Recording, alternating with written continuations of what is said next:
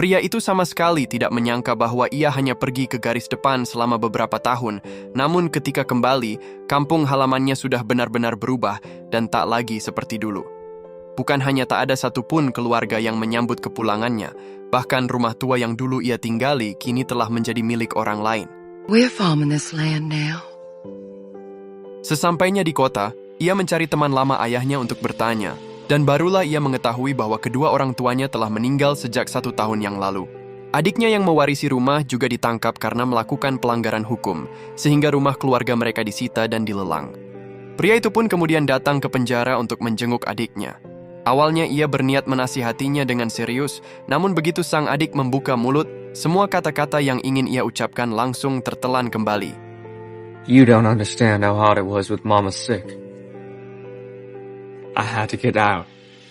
Noah langsung terjerumus dalam penyesalan yang mendalam. Saat ibunya sakit parah, ia tidak bisa berada di sampingnya untuk merawat, sementara adiknya pun sampai terseret ke jalan kejahatan. Ia merasa dirinya juga seharusnya memikul sebagian tanggung jawab besar tersebut. Oleh karena itu, ia menemui kepala penjara dan memohon agar diberi keringanan untuk kasus adiknya. Namun bapak kepala botak hanya menggelengkan kepala dan berkata bahwa kesalahan tetap harus dipertanggungjawabkan. Siapapun yang berbuat salah harus menerima konsekuensinya. Bahkan jika ia adalah seorang pahlawan yang pernah berjuang di garis depan, adiknya tetap harus dihukum. Mendengar itu, Noah hanya bisa mengangguk dan pergi meninggalkan penjara dengan perasaan tak berdaya. Kini tanpa keluarga dan tanpa tempat tinggal, Noah pun tidak tahu harus kemana. Ia hanya bisa mengembara tanpa tujuan.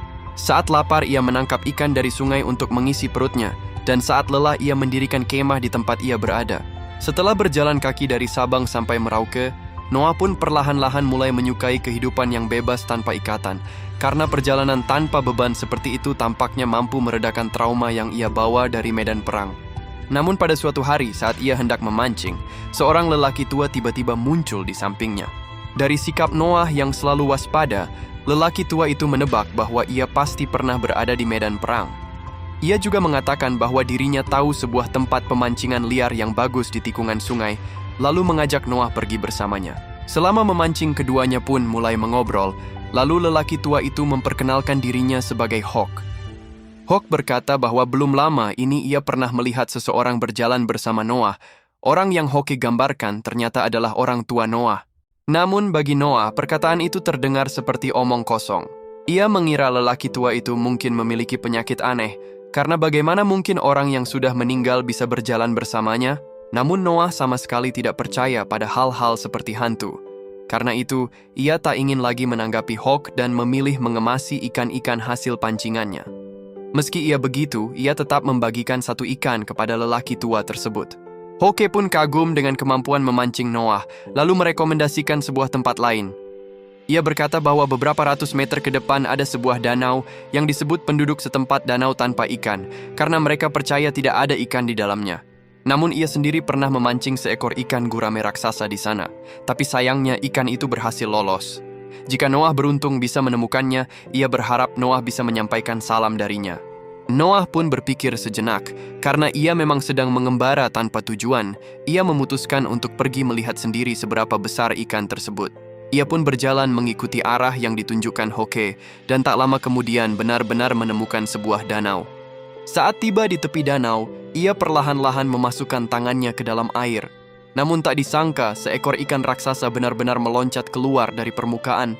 Dari situlah ia percaya, ternyata Hoke tidak berbohong. Old Hawkmon told me about you. I'll see you later. Sesuai janji, Noah pun menyampaikan salam dari Hoke kepada ikan besar itu. Lalu ia melihat ke sekelilingnya meskipun di dekat sana ada sebuah gubuk memancing yang kosong, dan demi menjaga sopan santun, ia memilih mendirikan tempat tinggalnya sendiri. Setelah itu ia pergi ke desa terdekat untuk membeli kebutuhan hidup. Kepala keamanan desa yang melihatnya sebagai orang asing langsung menanyakan asal-usulnya. Setelah tahu bahwa Noah adalah seorang tentara yang sudah pensiun dan kini hidup dari memancing, ia pun menyambutnya dengan hangat. Bahkan, ia mengundang Noah untuk ikut lomba memancing yang akan diadakan 2 minggu lagi, dengan hadiah utama sebesar $20. Bagi Noah, jumlah itu cukup besar, jadi ia langsung berniat untuk ikut serta. Namun seorang warga lain yang melihat kepercayaan diri Noah menjadi penasaran dengan kemampuannya. Ia pun meminta Noah untuk membantunya menangkap beberapa ikan lele sebelum matahari terbenam dan berjanji akan membelinya seharga 10.000 per ekor. Noah menyetujui tawaran itu, namun sebelum pergi memancing, ia terlebih dahulu membeli perlengkapan hidup. Kepala keamanan memperkenalkannya kepada pemilik toko, lalu ia membeli kemeja ganti serta sebatang sabun. Saat hendak pergi, ia melihat cucu dari warga tadi juga masuk ke toko. Menyadari anak itu tampak tertarik padanya, Noah memperlihatkan sebuah trik sulap kecil dan sekaligus membeli permen tambahan untuknya. Menjelang senja, Noah berhasil menangkap beberapa ekor ikan lele sesuai kesepakatan. Anak kecil itu kini memandangnya dengan penuh kekaguman, sementara sang kakek mulai melihat Noah dengan rasa hormat dan ia pun menepati janjinya dengan membayar upah. Malam itu, Noah pun kembali beristirahat di tepi sungai. Dan keesokan harinya saat melewati sebuah peternakan, ia melihat seekor sapi milik seorang wanita tergeletak di tanah. Ia mendekat untuk memeriksa dan menyadari bahwa sapi itu sudah berada di ambang kematian. Wanita itu tidak tega melihat sahabat lamanya terus menderita, sehingga ia meminta bantuan Noah untuk melakukan eutanasia demi mengakhiri penderitaan hewan tersebut. Sayangnya, di tempat mereka tidak ada dokter hewan, jadi sapi tua itu hanya bisa dikuburkan di tempat. Sebagai ungkapan terima kasih, wanita tersebut menyajikan makan siang untuk Noah. Dari obrolan singkat, Noah mengetahui bahwa wanita itu bernama Ellie. Namun mereka tidak berbincang lama karena Ellie harus segera kembali untuk merawat seorang lansia di rumahnya. Meski usianya sudah sangat tua, sang nenek justru memiliki sifat seperti anak kecil. Setiap kali tidak diberi coklat, ia akan menolak makan. Saat Ellie sedang pusing memikirkan kebiasaan nenek yang terlalu banyak makan coklat, Noah sudah selesai makan dan mengembalikan piringnya sekaligus berpamitan. Kemudian Ellie pun menawarkan diri untuk mengantarnya pulang, tetapi Noah menolak dengan halus. Ia mengatakan bahwa dirinya hanya berkemah di tepi danau yang tidak jauh dari situ. Ellie pun merasa heran. Gubuk kayu di tepi danau itu sebenarnya tidak dikunci, tetapi Noah justru memilih berkemah di luar daripada tinggal di dalamnya. Well, I didn't know who to ask. You ask me. Akhirnya mereka berdua pun pergi bersama ke tepi danau. Ellie membuka pintu gubuk itu, meskipun tidak terlalu luas, tempat itu cukup untuknya berteduh dari angin dan hujan. Ia mengatakan kepada Noah bahwa ia boleh tinggal di sana selama yang ia mau. Ellie juga bercerita bahwa suaminya yang dulu pernah ikut perang sangat menyukai tempat ini. Namun sayangnya, meski ia berhasil pulang dengan selamat setelah pensiun, entah mengapa ia justru memilih mengakhiri hidupnya sendiri. Noah pun menduga bahwa suami Ellie kemungkinan mengalami trauma pasca perang seperti dirinya. Hanya saja, rasa sakit semacam itu memang sulit dijelaskan kepada orang lain. Saat hendak berpisah, Ellie menyadari bahwa Noah selalu memanggilnya dengan sebutan Nyonya. Ia pun penasaran dan menanyakan usianya. Setelah tahu bahwa Noah berusia 28 tahun dan hanya terpaut 4 tahun darinya, Ellie mengusulkan agar mereka saling memanggil nama saja, karena penggunaan sapaan formal justru membuat mereka terasa asing. Noah pun menyetujuinya, dan sejak saat itu keduanya resmi menjadi teman. Keesokan harinya, Noah pergi ke toko pusat perkotaan. Pemilik toko menawarkan pekerjaan kepadanya untuk mengecat ulang dinding luar toko dengan upah $20. Dan pemilik toko juga berkata, jika selama bekerja ada orang yang memintanya memancing, Noah bebas mengatur waktunya sendiri, asalkan pekerjaan pengecatan selesai dalam waktu 1 bulan. Dengan syarat yang begitu menguntungkan, tentu saja Noah tidak punya alasan untuk menolak. Namun saat mereka sedang berbicara, 2 tukang cat lama datang.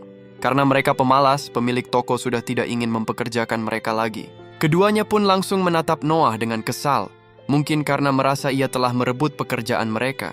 Tetapi Noah tidak tertarik untuk berdebat dan langsung mulai bekerja, membuat mereka semakin kesal hingga akhirnya pergi dengan wajah muram. Siang harinya saat Noah keluar untuk menyiapkan umpan, ia melihat anak kecil yang dulu diam-diam mengamatinya. Noah dengan ramah memanggilnya dan mulai mengajarkan berbagai jenis umpan untuk menangkap ikan yang berbeda serta cara mendapatkannya. Ia mengajarkan semuanya tanpa menyembunyikan apapun, hingga membuat si anak mendapatkan banyak pelajaran hari itu. Menjelang sore, Ellie kembali datang ke gubuk tepi danau, dan melihat Noah yang sedang kesulitan memotong rambutnya sendiri, ia pun segera menawarkan diri untuk membantunya. Saat memotong rambut, hubungan mereka terasa semakin dekat. Tanpa sadar, Ellie yang berada sangat dekat dengannya, mulai merasakan debaran di hatinya. Seperti danau tanpa riak yang terasa tenang, namun menyimpan kehidupan di dalamnya. Keesokan harinya, Noah kembali bekerja. Lalu anak kecil itu datang membawa kuasnya dan berniat ingin membantunya agar pekerjaannya cepat selesai, sehingga Noah bisa menemaninya memancing. Noah pun setuju, sambil menceritakan kisah ikan gurame raksasa kepadanya. Namun tanpa Noah ketahui, saat itu Ellie datang ke gubuk membawa selimut baru. Ia mengganti perlengkapan lama dan membersihkan ruangan dengan rapi. Terlihat jelas bahwa perasaannya terhadap Noah semakin dalam, sedalam lautan yang tak bisa ditembus. Sementara itu, dua mantan tukang cat kemarin kembali mencari masalah. Mereka menantang Noah dengan menawarkan harga tinggi, 25.000 per ikan lele, dengan syarat ia harus menangkap 12 ekor sebelum matahari terbenam. Jika gagal, semua ikan harus diberikan kepadanya secara gratis. Banyak orang yang menganggap bahwa itu adalah jebakan, dan mereka menyarankan Noah untuk menolak, tapi Noah justru tersenyum dan menerima tantangan itu. Dengan pemilik toko dan kakek si anak sebagai saksi, Noah pun mulai memancing. Namun tak butuh waktu lama, satu persatu ikan pun berhasil ia tangkap. Anak kecil itu menandai setiap hasil tangkapan di tanah, hingga jumlah tanda semakin banyak, sementara wajah kedua pria itu semakin pucat. Tepat sebelum matahari terbenam, Noah berhasil mendapatkan 12 ekor ikan lele, sehingga mereka pun terpaksa membayar, dan benar-benar merugi karena ulah sendiri. Dengan senang hati, Noah kembali ke gubuk dan melihat tempat itu kini jauh lebih rapi dan nyaman. Ia langsung tahu bahwa Ellie yang melakukannya, dan perasaannya pun sedikit mulai terusik. Seolah-olah sudah diatur. Keesokan harinya Ellie datang ke toko dan meminta Noah membantunya menangkap ikan untuk makan malam bersama. Namun pemilik toko merasa heran, karena ia tahu Ellie sebenarnya tidak menyukai ikan. Dalam perjalanan ke rumah Ellie, Noah mulai menyadari kemungkinan bahwa alasan sebenarnya adalah dirinya. Memancing hanyalah alasan agar ia bisa mengundangnya makan bersama. Tak lama kemudian, mereka semua akhirnya berkumpul. Suasana hangat dan penuh tawa pun memenuhi rumah, bahkan Ellie dengan sengaja menyerahkan tugas memasaknya kepada orang lain agar bisa duduk di dekat Noah. Semua orang bisa melihat ada sesuatu di antara mereka berdua. Bagi Noah yang selama ini hidup mengembara, ini adalah pertama kalinya ia merasa begitu terikat pada suatu tempat. Malam itu pun mereka asik mengobrol hingga larut. Setelah semua tamu pulang, Ellie pun diam-diam membereskan pakaian lama suaminya, sebuah tanda bahwa ia mulai siap melepaskan masa lalunya dan membuka lembaran baru. Sementara itu, Noah yang kembali ke gubuk terus memikirkan perasaannya. Akhirnya ia memberanikan diri kembali ke rumah Ellie, namun lampu sudah padam. Ia pun mengurungkan niatnya dan menyimpan perasaannya lagi. Keesokan paginya, Ellie datang membawa sarapan. Noah yang gugup tak tahu harus berkata apa. Saat Ellie hendak pergi, ia segera mengejarnya dan mengaku bahwa semalam ia sempat datang mencarinya, tapi tidak jadi karena melihat lampu sudah dimatikan. Ellie tersenyum nakal dan bertanya, "Kalau lampunya belum dimatikan, apa yang ingin kamu lakukan?" Tanpa banyak bicara lagi, Noah pun melangkah maju dan langsung menunjukkan perasaannya lewat tindakan. There's a half of me to lose and my love for only time will tell and figure out the weekend, baby. We can do a wildest thing. Good morning. Good morning. Saat menjelang hari perlombaan memancing, banyak peserta asing mulai berdatangan ke kota kecil itu. Bahkan dua bersaudara yang sebelumnya kalah taruhan pun mulai menyebarkan cerita tentang kehebatan memancing Noah, membuat semua orang merasa bahwa kompetisi tahun ini akan penuh kejutan, dan diam-diam mereka berharap bisa menutup kerugian mereka sebelumnya. Tak lama kemudian Ellie datang ke toko dan terlihat seolah-olah hanya mengantar neneknya untuk membeli coklat, yang padahal ia ingin bertemu dengan Noah. Hubungan keduanya pun seperti permen, semakin hari semakin manis dan lengket. Namun tiba-tiba, kakek si anak datang dengan panik, mengatakan bahwa cucunya menghilang sejak pagi. Khawatir sesuatu terjadi, semua orang segera ikut mencari, termasuk kepala keamanan desa pun datang membawa 2 anjing pelacak untuk membantu. Sayangnya, mereka hanya menemukan tempat di mana si anak terakhir terlihat sedang menggali cacing. Karena udara yang lembab, jejaknya pun tidak bisa lagi dilacak. Saat itu Noah tiba-tiba teringat bahwa ia pernah bercerita kepada anak itu tentang ikan gurame raksasa di danau tanpa ikan.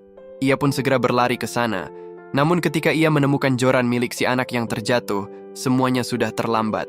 Noah memeluk tubuh anak itu dan menangis tak tertahankan. Ia merasa semua ini adalah kesalahannya. Jika saja ia tidak pernah menceritakan tentang ikan itu, anak tersebut tidak akan datang ke tempat itu sendirian. Dengan penuh penyesalan, Noah menemui sang kakek untuk meminta maaf dengan tulus. Namun lelaki tua itu tidak menyalahkannya. Justru ia mengatakan bahwa sejak kecil cucunya sangat merindukan kasih sayang seorang ayah, dan kehadiran Noah selama ini sedikit banyaknya telah mengisi kekosongan itu. Meski begitu, Noah tetap tidak bisa memaafkan dirinya sendiri. Setelah menghadiri pemakaman, ia kembali ke gubuk di tepi danau dan mulai membereskan barang-barangnya, berniat pergi dari tempat yang menurutnya memang tidak seharusnya ia tinggali selama ini. Ellie yang datang menyusul terlihat sangat tidak rela, namun yang lebih terasa adalah rasa sakit melihat kebingungan dan luka batin Noah. Ia mengatakan bahwa melarikan diri bukanlah solusi, justru setiap kali mengingatnya, rasa sakit itu akan semakin dalam. Maybe if you keep walking, you'll find a valley where no one has ever suffered a broken heart. But I wager to say, that would be a loveless place. Setelah mengatakan itu, Ellie pun berbalik dan meninggalkan gubuk. Ia sudah menyampaikan penghiburan dan harapannya, selebihnya Noah harus menemukan jalannya sendiri. Keesokan harinya, lomba memancing di kota pun digelar sesuai jadwal. Sang juara bertahan 6 kali berturut-turut pun terus melihat ke sekelilingnya, mencari sosok Noah yang akhir-akhir ini dibicarakan warga. Warga juga berharap Noah muncul untuk mengalahkan sang raja pemancing itu. Namun Noah sudah tidak punya keinginan untuk ikut lomba. Saat mendengar suara tembakan tanda dimulainya pertandingan dari seberang, ia justru seperti kembali ke medan perang. Di benaknya, ikan gurame raksasa yang pernah ia ceritakan kepada anak itu kini menjadi musuh yang harus ia hadapi. Dengan tekad yang membara, Noah membawa pancingnya ke danau tanpa ikan, tempat di mana anak itu kehilangan nyawanya. Dan ia berjanji akan menangkap ikan yang dianggapnya sebagai penyebab semua ini. Tak lama kemudian, kail pancingnya melayang jauh ke tengah danau. Di kedalaman air yang sunyi, seekor ikan gurame raksasa perlahan-lahan mulai mendekat ke arah umpan. Pada saat itu pertarungan sengit pun terjadi. Noah meluapkan seluruh amarah dan rasa bersalahnya pada ikan itu. Dengan keahlian luar biasanya dalam mengendalikan tali pancing, ikan besar yang belum pernah berhasil ditangkap siapapun itu akhirnya menyerah. Noah sempat berniat untuk mengakhiri ikan itu dengan kampak. Namun di detik terakhir, ia tersadar bahwa ikan itu hanya berusaha bertahan hidup seperti dirinya, dan apa salahnya ikan tersebut. Akhirnya ia memilih melepaskannya kembali ke danau. Setelah itu, Noah hanya meninggalkan sepucuk surat perpisahan untuk Ellie, lalu naik bus meninggalkan tempat tersebut. Di dalam bus, ia bertemu seorang pria asing, ternyata dialah sang raja memancing yang selama ini tak terkalahkan. Pria itu mengenali Noah sebagai sosok yang disebut-sebut warga mampu mengalahkannya. Namun ia tidak menyinggung soal ketidakhadiran Noah di lomba, melainkan malah mengejek Hoke, mengatakan bahwa semua cerita tentang ikan besar itu hanyalah omong kosong, bahkan sampai menyebabkan seseorang kehilangan nyawa. Noah terkejut mendengar bahwa pria itu juga mengenal Hawk, lelaki tua yang dulu memberinya petunjuk. Namun sang pemancing berkata bahwa Hawk sudah meninggal sejak 5 tahun lalu. Noah pun terdiam. Jika itu benar, maka apa yang pernah dikatakan Hawk tentang melihat orang tuanya mungkin juga bukan kebohongan. Pengalaman aneh itu membuatnya mulai bertanya-tanya, mungkinkah memang ada sesuatu yang tak kasat mata di dunia ini? Mungkin kehadiran Hoke memang sudah ditakdirkan untuk memberi arah bagi dirinya yang tersesat. Dengan pemahaman baru itu, Noah segera meminta sopir menghentikan bus. Selama ini ia terus mengembara untuk melarikan diri dari rasa sakit, namun akhirnya ia menyadari bahwa ada luka yang tidak bisa dihindari, tetapi hanya bisa dihadapi. Baginya, hidup itu seperti danau tanpa ikan. Tidak semua orang bisa melihat ikan besar di dalamnya, sama seperti semua orang yang tidak mudah menemukan kebahagiaannya. Ada yang seumur hidup tak pernah menemukannya, ada pula yang mengorbankan segalanya dalam pencarian itu. Namun pada akhirnya, akan selalu ada orang yang menemukan ikan besar mereka sendiri, yaitu melalui keberanian dan ketekunannya sendiri. Nah, inilah ikan besar yang dimaksud. Noah dapat janda sekaligus kehidupan barunya. Di senja yang tenang, Noah akhirnya berdiri di tepi danau tempat ia dulu pertama kali menemukan kedamaian. Airnya memantulkan langit-langit jingga, seolah mengingatkan bahwa hidup selalu memberi kesempatan untuk memulai kembali. Setelah melewati kehilangan, penyesalan, dan perjalanan panjang untuk memaafkan diri sendiri, Noah kini tak lagi lari dari masa lalunya. Noah menatap ke arah rumah kecil di kejauhan, tempat di mana tawa, luka, dan harapan pernah tumbuh bersamaan. Dengan langkah mantap, ia memilih untuk kembali, Bukan sebagai orang yang sama, tetapi sebagai seseorang yang telah belajar arti mencintai dan melepaskan. Angin berhembus lembut membawa suara alam yang seolah-olah berbisik. Tidak semua luka harus sembuh sempurna, tapi setiap luka bisa mengajarkan cara untuk hidup lebih dalam. Dan untuk pertama kalinya setelah sekian lama, Noah tersenyum, bukan karena semuanya telah sempurna, tetapi karena ia akhirnya berdamai.